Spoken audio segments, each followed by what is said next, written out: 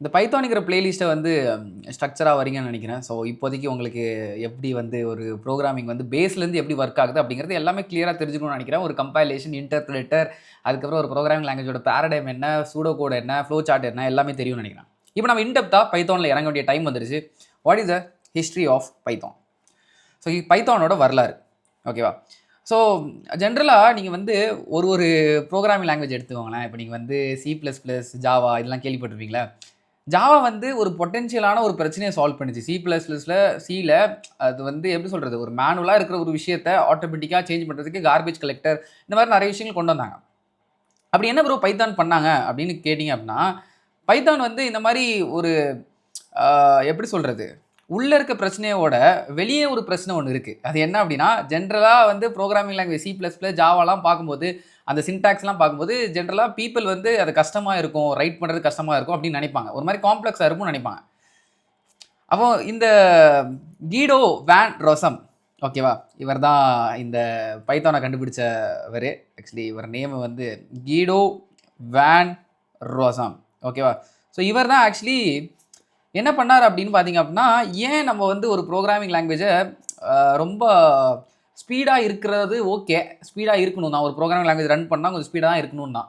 But அதை தாண்டி ப்ரோக்ராமருக்கும் ரொம்ப ஈஸியாக இருக்கணும்ல, ஒரு சிம்பிளாக இருக்கணும்ல அப்படின்னு சொல்லிட்டு சிம்பிள் அப்படிங்கிற இந்த டேர்மை வச்சு கிரியேட் பண்ணப்பட்ட லாங்குவேஜ் தான் இந்த பைத்தான் லாங்குவேஜ் இந்த இயர் ஆஃப் 1989, ஓகேவா. இப்போ தான் அவர் ஸ்டார்ட் பண்ணார். ஆக்சுவலி வந்து இந்த ப்ராஜெக்ட் வந்து அவர் எப்போ பண்ணார் அப்படின்னு பார்த்தீங்க அப்படின்னா, அவரோட சும்மா கிறிஸ்மஸ் ஹாலிடேஸ் இருக்குல்ல, அந்த டைமில் சரி ஓகே இந்த ஒரு ஏமை எடுத்துகிட்டு நம்ம என்ன பண்ணலாம் அப்படின்னா, ஒரு லாங்குவேஜை ரொம்ப சிம்பிளாக எல்லாத்துக்கும் புரிகிற மாதிரி எழுதுறது ரொம்ப ஈஸியாக க்ரியேட் பண்ணலாமே அப்படின்னு சொல்லிட்டு ஏபிசி அப்படின்னு ஒரு ப்ரோக்ராமிங் லாங்குவேஜ் இருக்குது. அதுதான் அவர் யூஸ் பண்ணிட்டு இருந்திருக்காரு, ஓகேவா. அவர் வந்து ஒரு டச் ப்ரோக்ராமர். டச்சு வந்து எனக்கு தெரிஞ்சு யூரோப்பில் இருக்குன்னு நினைக்கிறேன்.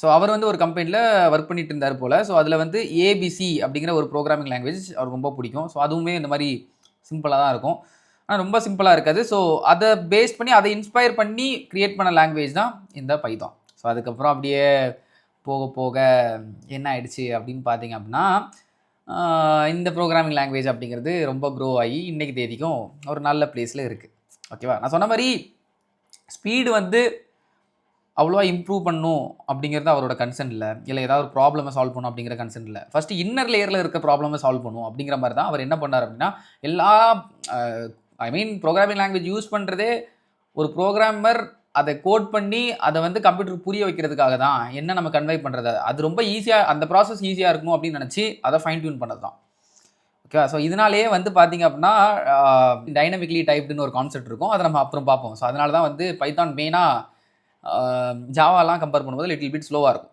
ஓகேவா. ஸோ இதுதான் பைத்தானோட லிட்டில் பிட் வரலாறு, ஓகேவா. இப்போ நம்ம என்ன பார்க்க போகிறோம்னா, ஒரு பைத்தான் எப்படி இன்டர்னலாக ரன் ஆகுது அப்படிங்கிறத நம்ம பார்க்க போகிறோம். ஸோ ஆல்ரெடி வந்து உங்களுக்கு இந்த கம்பைலேஷனு, இன்டர்பிரேட்டர் இதெல்லாமே ரொம்ப கிளியராக தெரிஞ்சுக்கணும்னு நினைக்கிறேன்.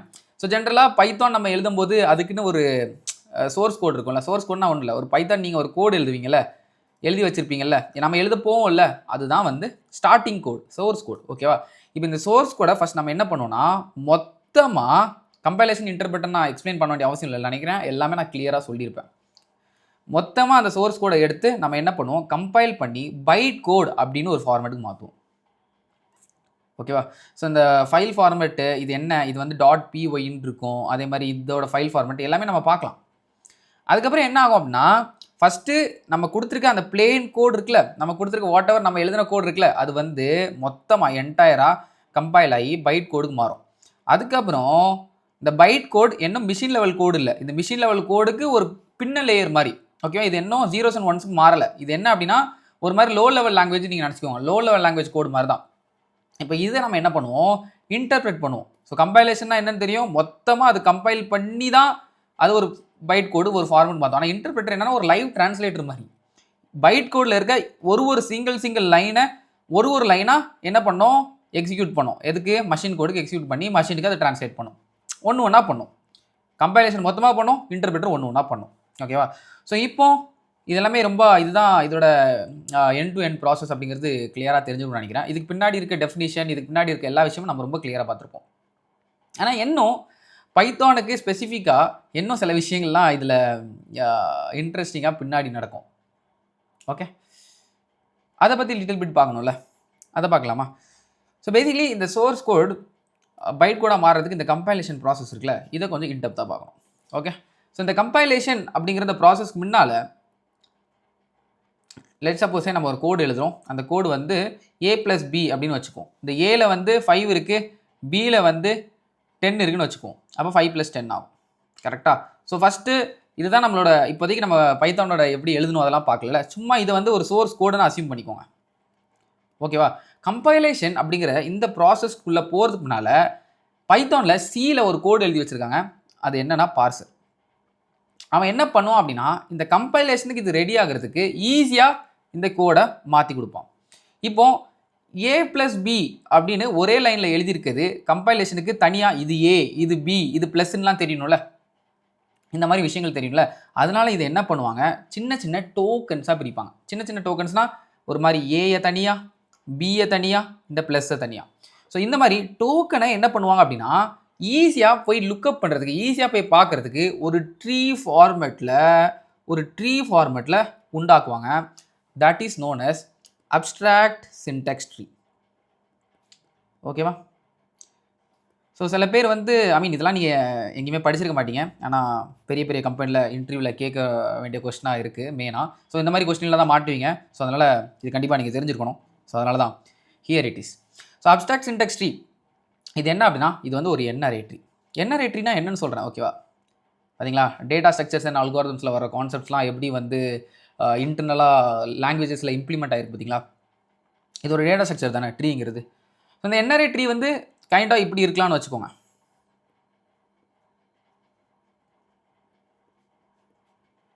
நீங்கள் பார்த்தீங்கன்னா ஒரு நோடுக்கு 4 சில்ட்ரன் இருக்குல்ல, அதான் என்ஆர்ஏ ட்ரீனா மேக்ஸிமம் எத்தனை சில்ட்ரன் வேணால் இருக்கலாம். அப்போ இந்த ட்ரீயை வந்து 4 அரே ட்ரீ அப்படின்னு சொல்லலாம். ஏன்னா மேக்ஸிமம் 4 சில்ட்ரன் இருக்குது.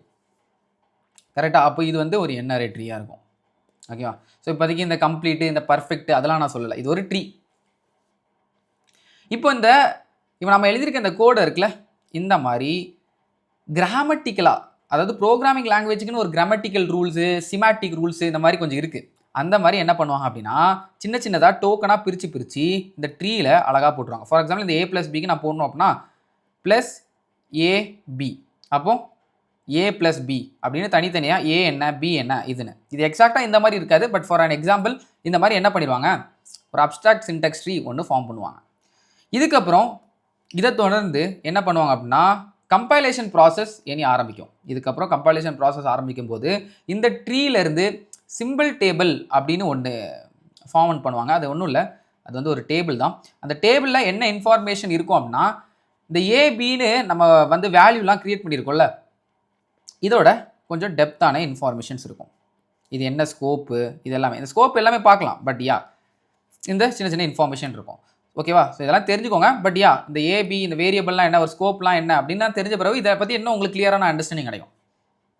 ஸோ இப்போ இந்த அப்ஸ்ட்ராக்ட் ட்ரீ, இந்த சிம்பிள் ட்ரீ வச்சு இந்த கம்பைலேஷன் என்ன பண்ணும் அப்படின்னா, மொத்த கோடையும் பைட் கோட் அப்படிங்கிற ஒரு ஃபார்மேட்டில் இவனுங்களால் ரொம்ப ஈஸியாக பண்ணும். ஓகேவா? கிளியராக புரியும் நினைக்கிறேன். இப்படி தான் என்ன ஆகும் அப்படின்னா, சோர்ஸ் கோட் கம்பைல் ஆகி ரெஸ்பெக்டிவ் பைட் கோடுக்கு மாறும். இதில் இன்னும் நிறைய ஸ்டெப்ஸ் இருக்குது, சில ஆப்டிமைசேஷன்ஸ் இருக்குது. But still this is how it is. ஓகேவா? ஸோ இப்போ என்ன ஆகும் அப்படின்னா, இந்த பைட் கோட் இன்டர்பிரட் ஆகி மஷின் கோடுக்கு மாறும். இந்த இன்டர்பிரட்டரில் வந்து சொல்கிற அளவுக்கு ஜாவாவில் வந்து நிறைய விஷயங்கள் இருக்குது, ஜேஐடி இந்த மாதிரி நிறைய விஷயங்கள் நடக்கும். ஆனால் பைத்தான் வந்து டு த கோர் ப்ராசஸ் அது சிம்பிள். ஓகேவா? ஸோ அதனால் பைட் கோடே என்ன ஆகும் அப்படின்னு பார்த்தீங்கன்னா, சிம்பிளாக ஒரு லைனாக மெஷின் கோடுக்கு மாறும். ஓகேவா? இது தாண்டி கொஞ்சம் குளோபல் இன்டர்பிரட்டர் லாக்கு இந்த மாதிரி சில விஷயங்கள் இருக்குது, அதை பார்க்கலாம். ஸோ இன்டர்பிரட் ஆகி மஷின் கோடாக மாறும். இதுதான் எப்படி ஆக்சுவலி ஒரு பைத்தான் ரன் ஆகுது. ஸோ நீங்கள் லைட்டாக பார்த்தீங்க அப்படின்னா, ப்ரோ இது வந்து என்ன ப்ரோ எக்ஸாக்டாக ஜாவா மாதிரி தான் இருக்குது, ஜாவாவோட ஒர்க்கிங்கும் இந்த மாதிரி தான் இருக்கும். இப்போ நான் சொன்ன கம்பைலேஷன் இதில் வந்து இன்னும் கொஞ்சம் விஷயங்கள் ஜாவாவில் நடக்கும். பட் ஸ்டில் இதே மாதிரி தான். சோர்ஸ் கோட்லேருந்து பைட் கோட் மாறதுக்கு கம்பைலேஷன், அதே மாதிரி இன்டர்பிரட்டர் ஆகிறதுக்கு மெஷின் கோடாக மாறுது. ஆனால் இந்த இன்டர்பிரட்டர் வந்து யார் ஹேண்டில் பண்ணுவா அப்படின்னு பார்த்தீங்க அப்படின்னா, பைத்தானில் அது வந்து பைத்தான் பிவிஎம் அப்படின்னு சொல்லப்படுற பைத்தானோட விர்ச்சுவல் மிஷின். இந்த இன்டர்பிரட்டரை ஓஎஸ் ஹேண்டில் பண்ண மாட்டான். நல்லா புரிஞ்சுக்கோங்க. இந்த இன்டர்பிரட்டரை ஆப்ரேட்டிங் சிஸ்டம் நம்மளோட விண்டோஸோ அதை ஹேண்டில் பண்ண மாட்டான். ஐ மீன் ஆப்ரேட்டிங் சிஸ்டம் ஒரு லேயரில் ஹேண்டில் பண்ணும். ஆனால் அதுக்கு முன்னே இருக்க ஃபர்ஸ்ட் லேயரில் ஹேண்டில் பண்ணுறது நம்ம பிவிஎம்னு அன்புடன் அழைக்கப்படுற இந்த பைத்தான் விர்ச்சுவல் மிஷின் தான்.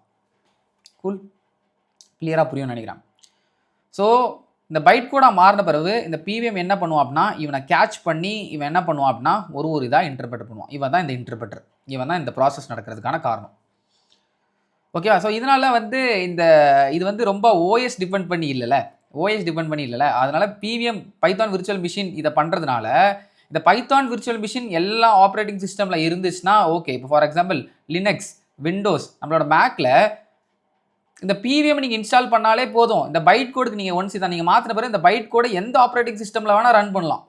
ஓகேவா? ஒரு ஆப்ரேட்டிங் சிஸ்டமில் நான் இதை விண்டோஸில் கிரியேட் பண்ணேன், அதனால் என்னால் விண்டோஸில் மட்டும்தான் ரன் பண்ண அந்த கதையே கிடையாது. ஏன்னா இந்த இன்டர்பிரட்டர்ங்கிற ப்ராசஸ் ஆப்ரேட்டிங் சிஸ்டம் ஸ்பெசிஃபிக்காக ஹேண்டில் ஆகலை, பிவிஎம் தான் அதை பார்த்துக்குவோம், பைத்தான் விர்ச்சுவல் மிஷின். ஸோ அதனால் இந்த பர்டிகுலர் பைத்தானுங்கிறது பிளாட்ஃபார்ம் இண்டிபெண்ட்டாக இருக்கும்.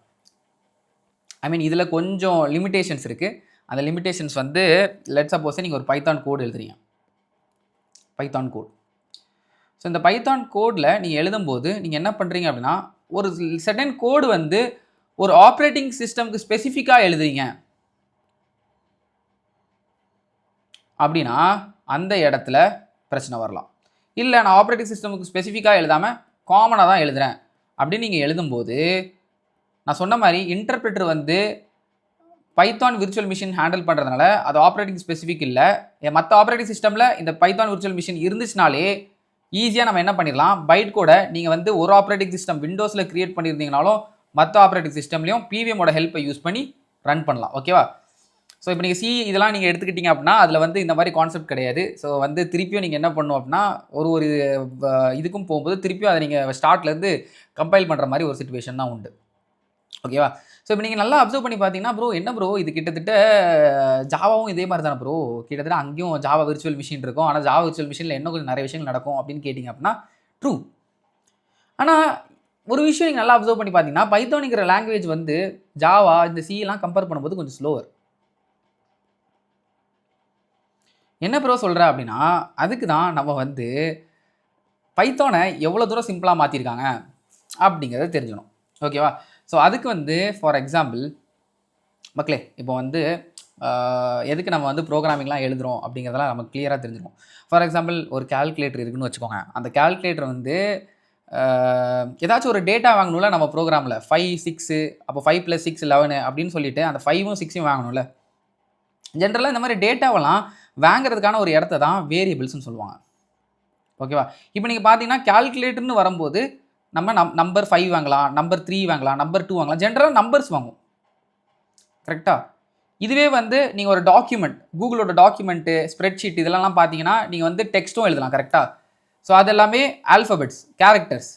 நம்ம ப்ரோக்ராமிங்கில் கேரக்டர் சொல்லுவோம், ப்ரோக்ராமிங்கில் நம்பர்ஸை இன்டிஜர்ஸ் சொல்லுவோம். இதை பற்றி நம்ம ரொம்ப கிளியராக பார்ப்போம். பட் இப்போதைக்கு நீங்கள் இந்த மாதிரி தெரிஞ்சுக்கோங்க, கொஞ்சம் இமேஜின் பண்ணுங்கள், அவ்வளோதான்.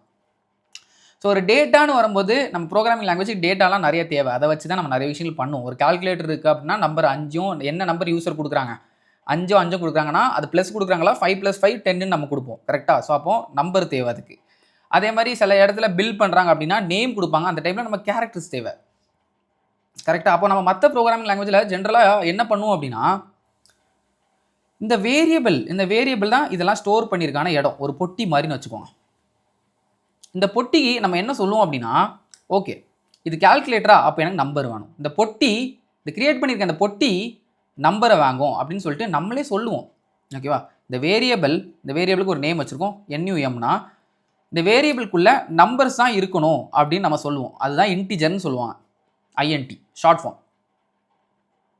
ஓகேவா? அதே மாதிரி ஒருவேளை இதுக்குள்ளே கேரக்டர் இருக்குன்னா திருப்பி ஒரு பொட்டியை கிரியேட் பண்ணி அது தனியாக கேரக்டர்ஸ்னு பேரை வச்சு இதுக்கு ஷார்ட் ஃபார்ம் CHAR கேர் அப்படின்பாங்க. அப்போ இதுக்குள்ளே கேரக்டர் மட்டும்தான் ஸ்டோர் பண்ண முடியும், இதுக்குள்ளே நம்பர் மட்டும்தான் ஸ்டோர் பண்ண முடியும். இது இப்படி ப்ரோக்ராமரே எக்ஸ்பிளிசிட்டாக சொல்லுவாங்க. ஜாவாவில் வந்து நான் இப்படி ஒரு வேரியபிள் கிரியேட் பண்ணுறேன், ஓகேவா, இந்த பொட்டியோட நேம் வந்து நம்ம, இதுக்கு உள்ள இன்டிஜர் மட்டும்தான் இருக்கணும் அப்படின்னு சொல்லிட்டு இப்படி கொடுப்பாங்க.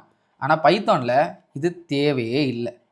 என்ன ப்ரோ சொல்கிற அப்படின்னு கேட்டிங்க அப்படின்னா இந்த பொட்டியை நீங்கள் கொடுக்க வேணாம், இந்த நேமை மட்டும் நீங்கள் கொடுத்தா போதும். நேமை கொடுத்துட்டு உள்ளே என்ன வேல்யூ கொடுப்போமோ அதை நம்ம கொடுப்போம். ஓகேவா? மற்றபடி இந்த பொட்டி வந்து நம்பரா இதெல்லாம் சொல்லவே மாட்டோம். இதை தான் நம்ம என்னன்னு சொல்லுவாங்க அப்படின்னா இதை தான் நம்ம கீடோ வேன் ரோசம் ரொம்ப சிம்பிளாக மாற்றிருப்பார். ஓகே, ஒரு டைம் நீ கடந்து எல்லாம் சொல்ல வேணாம், நீ ஜஸ்ட்டு அந்த பொட்டியோட பேரை சொல்லு, அந்த பொட்டிக்கு வந்து என்ன வேல்யூ நீ கொடுப்பியோ அதை கொடு, அந்த பொட்டியில் நீ கொடுக்குற வேல்யூ வச்சு நான் என்னோட இன்டர்பிரேட்டரை வச்சு கண்டுபிடிச்சிக்கிறேன் அப்படின்னு சொல்கிறான். இதை தான் என்ன சொல்லுவாங்க அப்படின்னா டைனமிக்கலி டைப்ட் லாங்குவேஜஸ் அப்படின்னு சொல்லுவாங்க. C++, ஜாவா எல்லாமே ஸ்டாட்டிக்கலி டைப் லாங்குவேஜஸ். ஸோ இப்போ இதனால் என்ன ஆகுது அப்படின்னு பார்த்தீங்க அப்படின்னா ஒரு டைம் நம்ம சோர்ஸ் கோடில் நமக்கு தெரியாது, ஒரு பொட்டி நீங்கள் கொடுத்துருப்பீங்க நம் ஈக்குவல் டு 5ன்னு கொடுத்துருக்கீங்க அப்படின்னா நம்ம ஒன்றும் எக்ஸ்பிளிசிட்டாக கொடுக்கல, இது வந்து நம்பர் தான் நான் கொடுக்குறேன் அப்படின்னு நம்ம எதுவுமே கொடுக்கல. ஸோ அப்போ வந்து எக்ஸ்ட்ரா ஒரு செக் நடக்கணும் இன்டர்பிரேட்டரில். என்ன நடக்கும் அப்படின்னா இன்டர்பிரேட்டர் வரும், இதுதான் ஃபர்ஸ்ட் லைனு, அதை போய் செக் பண்ணி machine level 0s and 1s மாற்றும் போது அது என்ன பண்ணும் அப்படின்னா சரி ஓகே நீ நம்மன்னு ஒரு பொட்டி கிரியேட் பண்ணியிருக்க, ஆனால் நீ எதுவுமே சொல்லலை என்கிட்ட, அது இன்டிஜரான்னு சொல்லலை, அப்போ அது நான் தான் கண்டுபிடிக்கணும் அப்படின்னு சொல்லிட்டு இன்னும் ஒரு லேயர் எக்ஸ்ட்ரா செக் நடக்கும் மற்ற ப்ரோக்ராமிங் லாங்குவேஜை கம்பேர் பண்ணும்போது. அவன் தான் போய் பார்ப்பான் இவன் நம்பரா என்ன அப்படின்னு பார்த்துட்டு ஓகே அவன் நம்பர்னு தெரிஞ்சவொடனே இன்டர்பிரேட் பண்ணுற டைமில் இந்த நம்மங்கிறது ஒரு இன்டிஜர்னு அவன் மாற்றிக்குவான், நம்ம பண்ண வேண்டிய அவசியம் இல்லை. திருப்பி நீங்கள் கேரக்டர் ஈக்குவல் டு ஏ அப்படின்னு நீங்கள் கொடுக்குறீங்க அப்படின்னா அதையுமே என்ன பண்ணுவான் அடுத்த லைன் வரும்போது திருப்பியும் செக் பண்ணுவான். ஸோ இந்த எக்ஸ்ட்ரா லெவல் செக்கிங் ஒரு கோடுக்கும் இருக்கிறதுனால ஜென்ரலாக பைத்தான் இங்கேயே ஸ்லோவாயிரும். ஓகேவா? ஆனால் என்ன என்ன என்ன ப்ராப்ளமை சால்வ் பண்ணுது? அது சிம்பிளாக இருக்குது. நம்ம வந்து ஒரு வேரியபிளுக்கும் இந்தாடா அது வந்து இன்டிஜரு, அது வந்து கேரக்டர், அது சொல்ல வேண்டிய அவசியம் இல்லை. ஆனால் கொஞ்சம் இதனால் ஸ்லோவாக இருக்குது. அப்புறம் இன்னொரு ரீசன் என்ன அப்படின்னு பார்த்தீங்க அப்படின்னா இந்த இன்டர்பிரேட்டர் ப்ராசஸ் த்ரெட் அப்படிங்கிற சில விஷயங்கள்லாம் நான் உங்களுக்கு சொல்லியிருப்பேன். இன்னும் நம்ம அதை வந்து லாஸ்ட் வரும்போது கொஞ்சம் டெப்த்தாக பார்க்கலாம். இந்த இன்டர்பிரேட்டருங்கிற ஒரு ப்ராசஸில் அட் அ டைமில் ஒரு த்ரெட்டால் மட்டும்தான் பண்ண முடியும். மல்டி த்ரெட்டால் பேரலலிசம் அச்சீவ் பண்ண முடியாது. ஒரு சிங்கிள் லைனை அதை இன்டர்பிரேட் பண்ணும்போது அது ஒரு த்ரெட்டால் மட்டும்தான் பண்ண முடியும். இதை தான் என்ன சொல்லுவாங்க அப்படின்னா குளோபல் இன்டர்பிரேட்டர் லாக் அப்படின்னு பைத்தான் சொல்கிறாங்க. ஸோ இதனால் வந்து ஜாவாலலாம் பார்த்தீங்க அப்படின்னா இந்த ப்ராசஸ் வந்து மல்டி த்ரெட்டை வச்சும் நம்ம பண்ணலாம். ஸோ அதனால் நிறைய த்ரெட்டு சேர்ந்து மல்டி பேரலிசமாக இது பண்ணும்போது இன்னும் இந்த ப்ராசஸ் ஃபாஸ்டர் ஆகும். பட் இதனால் ஒரே ஒரு த்ரெட் தான் ஒரு ப்ராசஸில் இதை பண்ண முடியும் அப்படிங்கிற இந்த லாக் இருக்கிறதுனால வேணால் இம்ப்ளிமெண்டேஷன்லாம் சிம்பிளாக இருக்கலாம். பட் ஸ்டில் வந்து என்ன ஆகும் அப்படின்னா இதனாலையும் இது வந்து கொஞ்சம் ஸ்லோவாக இருக்கும். ஓகேவா? அதை தாண்டி வந்து ஜாவாவில் இன்னும் கொஞ்சம் நிறைய ஆப்டிமைசேஷன் இருக்குது. இந்த ஜேஐடி இது எல்லாமே இருக்குது. இதை தாண்டி ஜாவாவில் வந்து நிறைய ஆப்டிமைசேஷன் இருக்குது. இந்த ஜேஐடி இந்த மாதிரி கான்செப்ட்லாம் அஃப்கோர்ஸ் பைத்தான்லேயும் சில ஆப்டிமைசேஷன் இருக்குது. ஃபார் எக்ஸாம்பிள் இப்போ ஒரு வேல்யூ 2 into 5 into 3 இருக்குது அப்படின்னா இதை வந்து அதை கம்பைல் பண்ணுற அந்த டைமில் இது என்ன ஆப்டிமைஸ் பண்ணிடும் அப்படின்னா 10 into 3 13 எழுதி வச்சிரும். இந்த மாதிரி திருப்பி இவ்வளோ ஸ்டேட்மெண்ட்டை வைக்காது, 13 மாற்றி இந்த மாதிரி ஆப்டிமைசேஷன்ஸ்லாம் இருக்குது. பட் ஜாவாவில் இன்னும் ஆப்டிமைசேஷன்ஸ் பெட்டராக இருக்குது. ஓகேவா? ஸோ இந்த ரீசன்னால தான் பைத்தான் வந்து எழுதுறதுக்கு ரொம்ப சிம்பிளாக இருக்கும், ஜாவா வந்து எழுதுறதுக்கு காம்ப்ளெக்ஸாக இருக்கும். ஆனால் பைத்தான் வந்து இந்த மாதிரி இதெல்லாம் இருக்கிறதுனால மற்ற லாங்குவேஜஸை கம்பேர் பண்ணும்போது இதோட ஸ்டெப்ஸ் கொஞ்சம் அதிகம். ஸோ அதனால் அந்த ஹார்ட்வேருக்கு போகிற டைம் இருக்குல்ல அது கொஞ்சம் அதிகம். ஸோ அதனால் பைத்தான் வந்து கொஞ்சம் சிம்பிளாக இருந்தாலும் கொஞ்சம் ஸ்லோவாக தான் இருக்கும். ஓகேவா? ஸோ இதை தாண்டி ஆனால் நம்ம ஆளுங்களுக்குலாம் என்ன பிடிக்கும்? ஜென்ரலாக லாங்குவேஜ் சிம்பிளாக இருந்துச்சுன்னா டக்குன்னு போட்டு ஓகே ஈஸியாக இருக்குது அப்படிங்கிற ஒரு தாட் ப்ராசஸ் இருக்கும்ல. இதனாலே வந்து பைத்தான் ரொம்ப ஃபேமஸ் ஆச்சு. அதுக்கப்புறம் நிறைய பேர் பைத்தான் வச்சு கோடு எழுத ஆரம்பித்தாங்க. அதுக்கப்புறம் நிறைய லைப்ரரி வந்துச்சு. பைத்தானில் எக்கச்சக்கமான லைப்ரரி இருக்குது. ஸோ இன்றைக்கி தேதிக்கு ஏஐ வந்து நிறையா வந்து பைத்தானோட ரொம்ப ஃபேமஸான மெஷின் லாங்குவேஜ் இது பண்ணுறதுக்கும் பைத்தானோட ஃபேமஸான லைப்ரரிஸை தான் ரொம்ப யூஸ் பண்ணுறதா இருக்குது. ஏன்னா பைத்தானில் எக்கச்சக்கமான லைப்ரரிஸும் இருக்குது, நிறைய பெரிய கம்யூனிட்டி இருக்குது. ஸோ இன்றைக்கும் ஒரு இதுவாக இருக்குது. So this is all about how basically Python runs from and அது ஏன் ஸ்லோவாக இருக்குது எதனால் அப்படிங்கிறது ஒரு டைனமிக் டைப் லாங்குவேஜ் எல்லாமே கிளியராக புரிஞ்சிருக்கோம்னு நினைக்கிறேன். ஸோ இதுக்கப்புறம் பைத்தான் எப்படி மெமரியை ஹேண்டில் பண்ணுது அப்படிங்கிறத அடுத்த பாகத்தில் பார்க்கலாம்.